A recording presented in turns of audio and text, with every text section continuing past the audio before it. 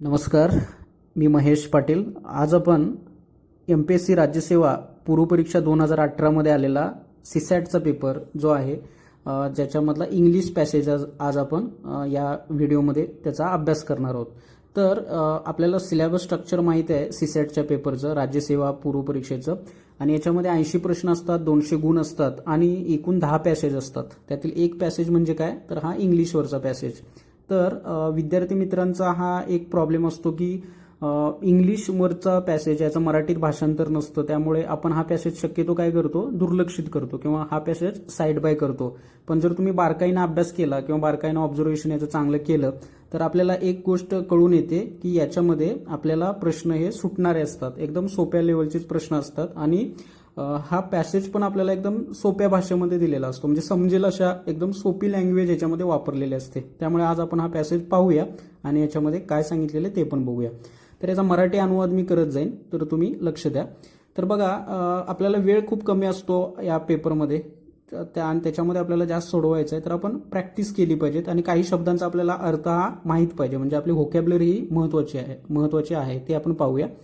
तर बघा, in the Somaya case, the Supreme Court acquitted the accused for murder but convicted him to life imprisonment for rape. म्हणजे काय, सोमय्या केसमध्ये काय झालं, सुप्रीम कोर्टनं एक केस दाखल करून घेतली खुनाबद्दल आणि त्या खुन्याला किंवा त्या अपराध्याला काय केलं, कारावासाची शिक्षा दिली, म्हणजे जन्मठेपेची शिक्षा झाली त्या गुन्ह्याबद्दल.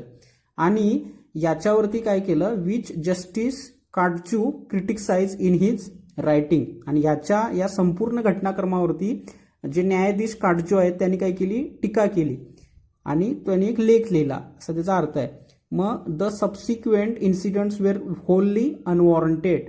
सबसिक्वेंट म्हणजे यानंतरच्या घटना ह्या काय होत्या, अदखलपात्र गुन्हा अशा स्वरूपाच्या होत्या, अनवॉरंटेड. ठीक आहे. The court invited the former जज to defend his statement in person. Okay, then choose to take umbrage at his writing, issued a contempt notice against him, and then asked security staff to escort him outside the premises. खूप मोठं वाक्य आहे, पण याच्यामध्ये आपल्याला काही इतकं कठीण नाही आहे, आपण बघूया. The court invited the former जज, म्हणजे कोण, हे काटजू, हे काय आहेत, फॉर्मर जज आहेत. ठीक आहे. टू डिफेंड म्हणजे त्यांनी जी स्टेटमेंट केली ह्या संपूर्ण घटनाक्रमावरती त्याच्यावरती त्यांना बचाव करण्याची किंवा त्यांची बाजू मांडण्यासाठी त्यांना बोलवलं. And then chose to take umbrage at his writing. आणि त्यांनी जे काय लिहिलं लेख त्याच्यावरती त्यांनी काय केला, राग व्यक्त केला. एम्ब्रेज, राग व्यक्त करणे, चीड व्यक्त करणे. Issued a contempt notice against him. आणि त्यांच्या विरोधात अवमान केल्याबद्दल काय केली, एक नोटीस दाखल केली त्यांच्या विरोधात. आणि तिथले जे सिक्युरिटी गार्ड आहेत, सिक्युरिटी स्टाफ आहेत, त्यांना त्या प्रिमायसेसमधून बाहेर काढण्याची आज्ञा दिली. ठीक आहे. आस्क म्हणजे त्यांना सांगितलं की त्यांना या प्रिमायसेस म्हणजे जी कोर्ट रूम आहे त्याच्यातून त्यांना बाजूला काढा किंवा बाहेर काढा असं सांगितलं. ठीक आहे. मग why did the court have to go through this theatrical public confrontation when it could have issued a contempt notice on the basis of the blog post alone. कोर्टानं असं का केलं की जर त्यांच्या विरोधात फक्त त्यांनी एक अवमान केल्याबद्दल एक नोटीस का धाडली नाही त्यांनी लिहिलेल्या लेखाबद्दल, त्यांना जनतेसमोर का आणलं. कन्फ्रंटेशन्स म्हणजे समोरासमोर आणणे, जनतेच्या समोरासमोर आणणे. कोर्टानं असं का बरं केलं असेल, तर त्यांनी फक्त त्यांना नोटीस का नाही दाखल त्यांच्या विरोधात जारी केली अवमान केल्याबद्दल. ठीक आहे. म्हणजे ह्यानी जो लेख लिहिला त्याच्यावरून या सुप्रीम कोर्टाचा काहीसा अवमान झालाय असा त्याचा अर्थ निघतो. ठीक आहे. आता याचा सेकंड आस्पेक्ट त्यांनी बघा, तर second aspect is even more troubling. याची दुसरी बाजू पण आपण समजून घेतली पाहिजेत. ठीक आहे. The relevance of the contempt law in a free society where criticism of the judiciary is inevitable. म्हणजे अशक्यप्राय, टाळता न येण्यासारखी घटना. पण जर तुम्ही दैनंदिन जीवनामध्ये बघितला तर समाजामध्ये टीका ही होतच असते, म्हणजे न्याय व्यवस्थेवरती टीका ही आपल्या सोसायटीमध्ये होतच असते, समाजामध्ये होतच असते. मध्ये टाळता येण्यासारखं नाही आहे. मग जज have vast powers and people will not remain silent about the exercise of such powers. ठीक आहे, न्यायाधीशांना खूप अधिकार दिलेले आहेत, पण सर्वसामान्य जनता ह्या अधिकारांच्यावरती शांत बसेलच असं नाही. ठीक आहे. Just as decision of other branches of the government attract criticism, judicial decisions would also invite the same. म्हणजे सरकार जे आहे, गव्हर्नमेंट आहे, त्यांचे इतर जे डिपार्टमेंट्स आहेत किंवा इतर जे त्यांच्या शाखा आहेत त्याच्यावरती ही टीका या होतच असतात. मग त्याला फक्त न्यायालयीन व्यवस्थेवरती टीका होते असं म्हणणं चुकीचं आहे. म्हणजे सर्व शाखांच्यावरती किंवा सर्व विभागावरती टीका या होतच असतात आणि सर्वसामान्य जनता काही शांत बसत नाही. ठीक आहे. मग याच्यावर त्यांनी भाष्य केलेलं आहे. आता पुढचा प्रश्न बघू, पुढचा पॅसेज बघू आपण. हा पण सोपा आहे. The supreme Court has held that for the judiciary to function effectively the dignity and authority of the courts must be respected and protected at all cost. आता याच्यामध्ये बघा, सुप्रीम कोर्टनं असं सांगितलं की न्याय व्यवस्थेचं पावित्र्य किंवा त्यांची जी डिग्निटी आहे, त्यांचा जो स्वाभिमान आहे आणि त्यांचे जे अधिकार आहेत त्याचा त्यांनी सर्व बाबतीत काय झाला पाहिजे, आदर ठेवला गेला पाहिजे कोर्टाचा, आणि त्यांचं संरक्षण सुद्धा झालं पाहिजे कोणत्याही परिस्थितीत, म्हणजे at all cost. But the need to respect the authority and dignity of the court is borrowed from a bygone era. ठीक आहे. पण आपण ज्याला ऑथॉरिटी आणि डिग्निटी ऑफ द कोर्ट म्हणतो त्याला काही संदर्भ आहे का, असा त्याचा पुढील अर्थ आहे, ते आपण बघूया. It has no basis in democratic system. म्हणजे सध्याची जी डेमोक्रेसी आहे किंवा लोकशाही प्रधान देशामध्ये किंवा लोकशाही प्रधान सिस्टीममध्ये व्यवस्थेमध्ये त्याला काही फारसा अर्थ नाहीये किंवा त्याला आधार नाहीये. बेसिस, आधार. The law of contempt should be employed only to enable the court to functions. म्हणजे अवमान, कंटेम्प्ट ऑफ कोर्ट म्हणजे कोर्टाचा अवमान किंवा अवमान केल्याबद्दलचा जो कायदे आहेत ते कशासाठी वापरले जातात, फक्त कोर्टानं फंक्शनिंग करावं, म्हणजे त्यांचं काम चांगल्या पद्धतीनं करावं यासाठी. तर यासाठी नाही आहेत की त्यांच्यावरती टीका होऊ नये म्हणून कंटेम्प्ट, लॉ ऑफ कंटेम्प्ट नाही आहे. ठीक आहे. फक्त त्यांनी चांगलं काम करावं किंवा त्यांनी स्पीडली काम करावं, वेगवान करावं, कार्यक्षम व्हावं यासाठी त्याचा उपयोग होतो लॉ ऑफ कंटेम्प्टचा, ह्याच्यासाठी नाही. म्हणजे प्रिव्हेंट, त्यांच्यावरती टीका कुणी करूच नये यासाठी नाही. ठीक आहे. असा त्याचा अर्थ आहे.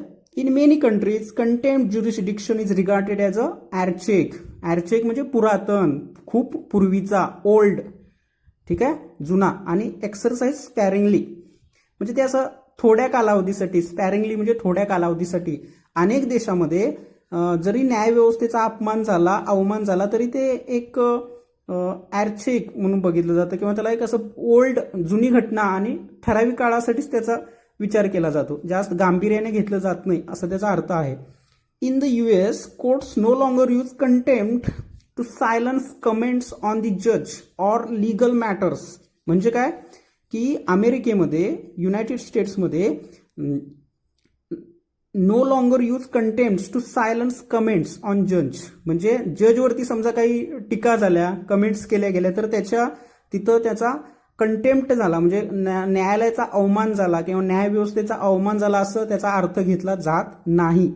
ठीक आहे. The first amendment to the US constitution forbids imposition of contempt sanction on newspaper. अमेरिकेमध्ये जी घटनादुरुस्ती झाली किंवा घटनेची पहिली घटनादुरुस्ती झाली त्याच्यामध्ये न्यूजपेपर वरती काही बंधन घालण्याचा एक घटनादुरुस्ती होती, ती काय झाली, थांबवण्यात आली. म्हणजे समजा न्यूजपेपरमध्ये काही आर्टिकल लिहिलं म्हणून त्यांच्यावरती अवमान दाखल केले पाहिजेत, अशा टाईपची ती घटनादुरुस्ती होती, ती काय केली त्यांनी, थांबवली तिथल्या न्यायव्यवस्थेनं, तिथल्या घटनेनं, असा त्याचा अर्थ आहे.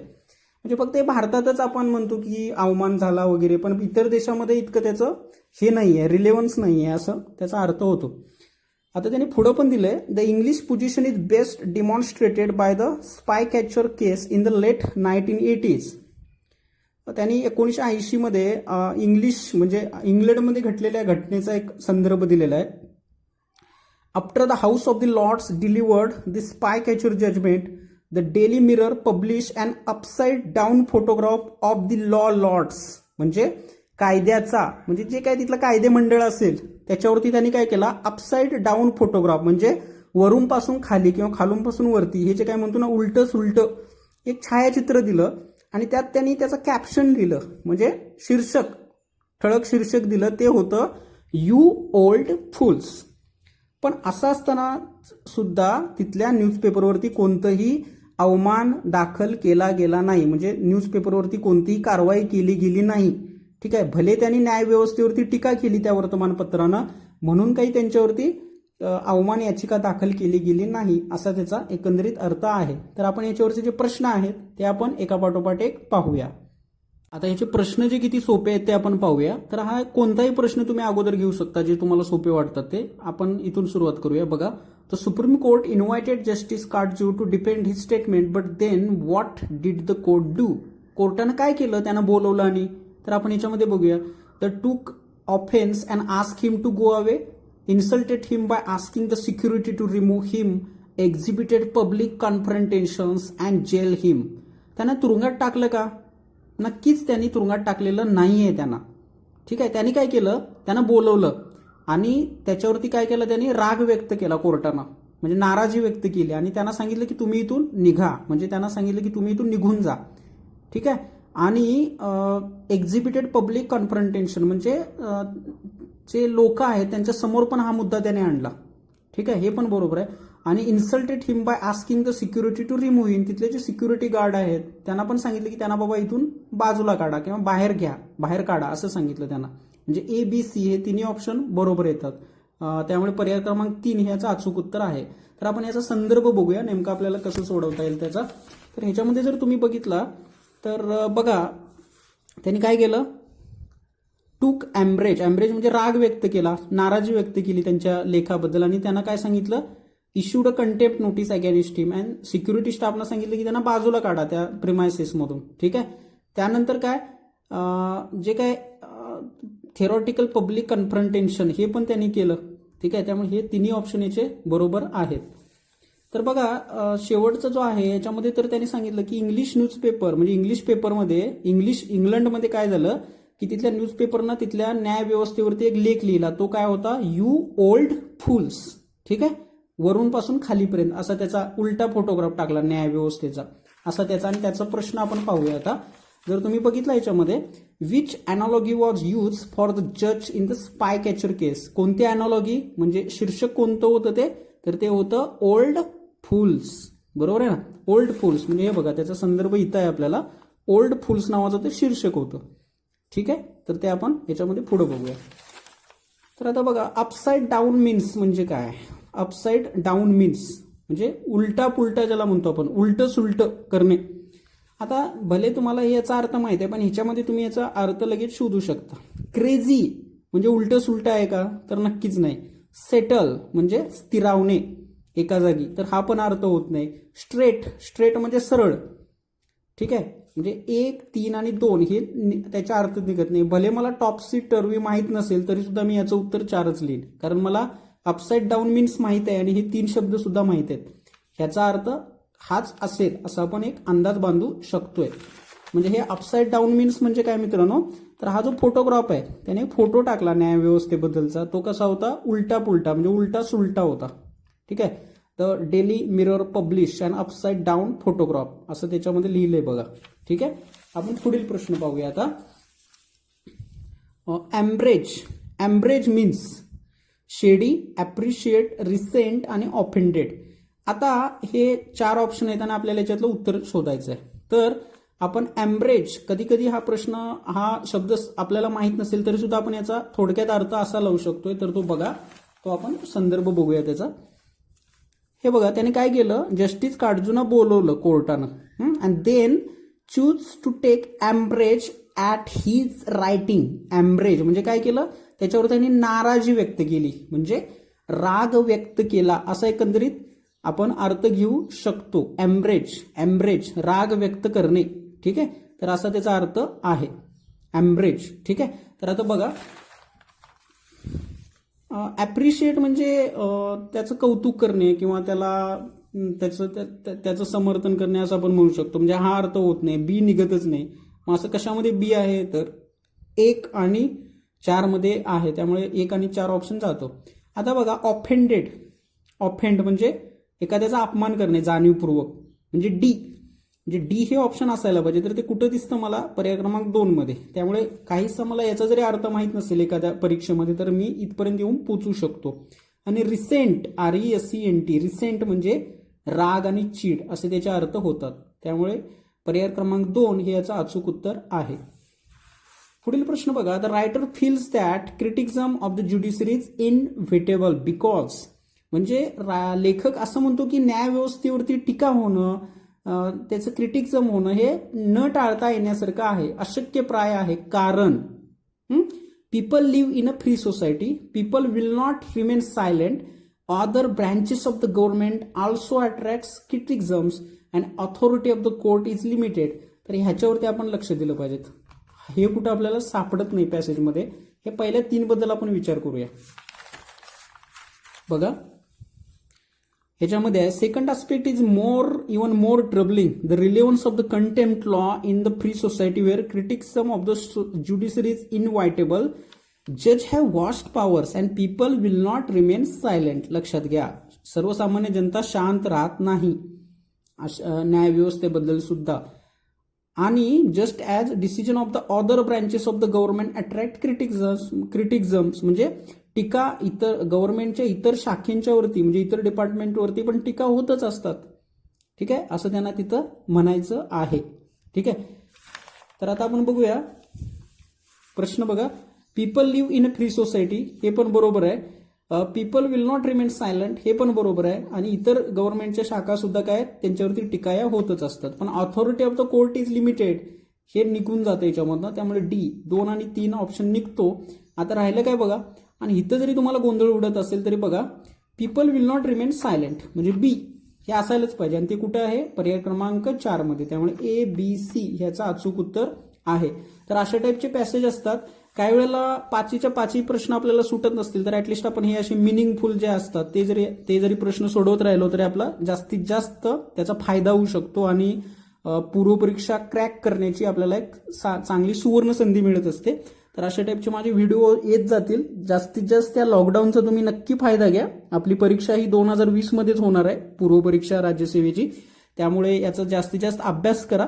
तोपर्यंत थँक्यू.